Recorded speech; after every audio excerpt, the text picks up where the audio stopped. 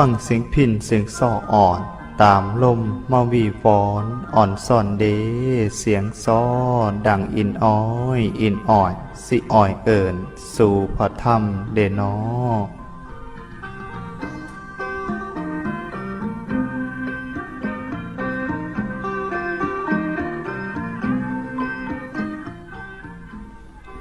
ขีดหอดเดขีดหอดบาทเขตทินดินพระถ้ำเฮานอขีดหอดพระอารามหลวงสอปางอินสางขีดหอดเดขีดหอดพุทธังเจ้าธรรมังสังฆังสาดภายแผ่ตุ่มกวมผื่นแผ่นเสมียน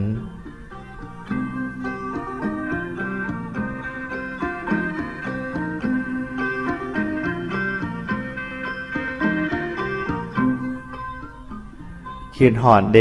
ขีดหอดพุทธังเจ้าธรรมังสังฆังสาดภายแผ่ตุ่มกวมผื่นแผ่นเสมียนขีดหอดเดขีดหอดพระธรรมเจ้าองค์พุทโธผู้เป็นเอกภายแผ่ตุ่มกวมผื่นมนุษย์คน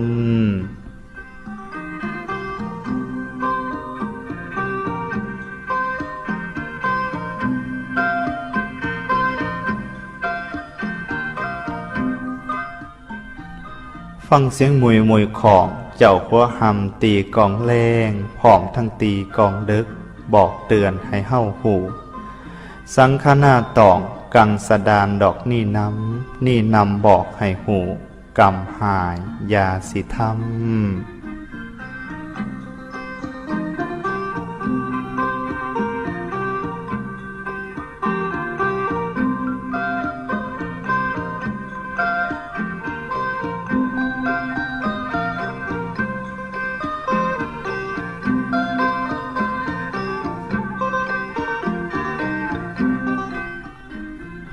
พี่น้องเอ๋ยแสนสิทุกข์ยากหายเฮาได้เกิดเป็นคนบุญกุศลหลวงหลายอย่าได้ไล่ลืมเหนือ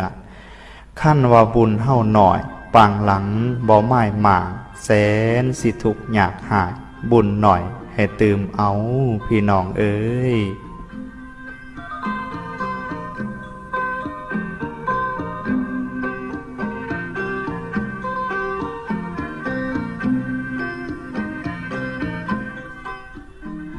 เฮานี่บุญมากหล่นเกิดมาความศาสนาอย่าได้ไล่ลืมหลงเกิดเป็นคนนำบาป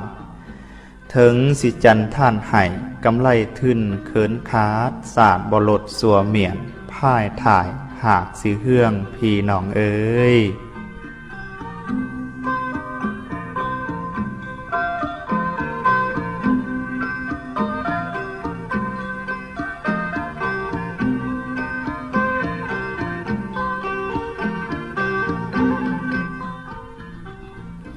ศาสตร์ทิศลำของกว่างขวางยาวสุดขนาดฝนได้ตกอยากไห้ยังเต็มหล่นตะลิงว่าง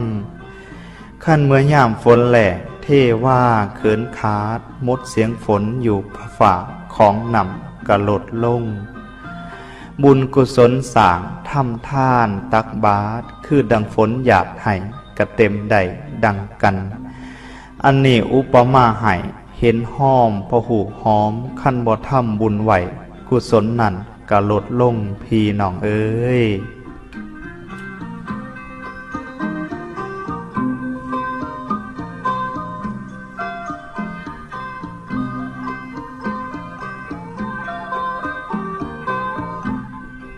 บุญกุศลสร้างทำท่านตักบาตรคือดังฝนหยาดไห้กะเต็มใดดังกันอันนี้อุปมาให้เห็นห้อมพอหูหอมขั้นบ่ทำบุญไหวกุศลนั่นก็ลดลงแท่ใด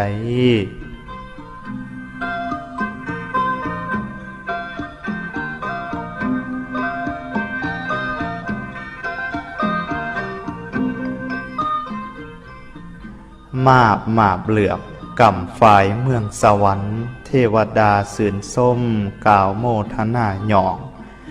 ในหนหองนครค้นผืนโลกพุทธธรรมเหลื่อมกังบังไหวให้สุ่มเย็นพี่น้องเอ๋ย ม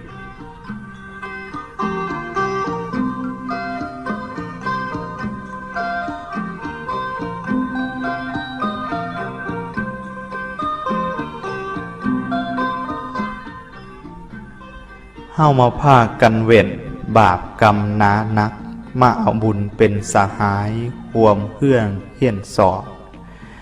เฮามาพากันสร้างบุญสมภารสืบต่อกันน้อเก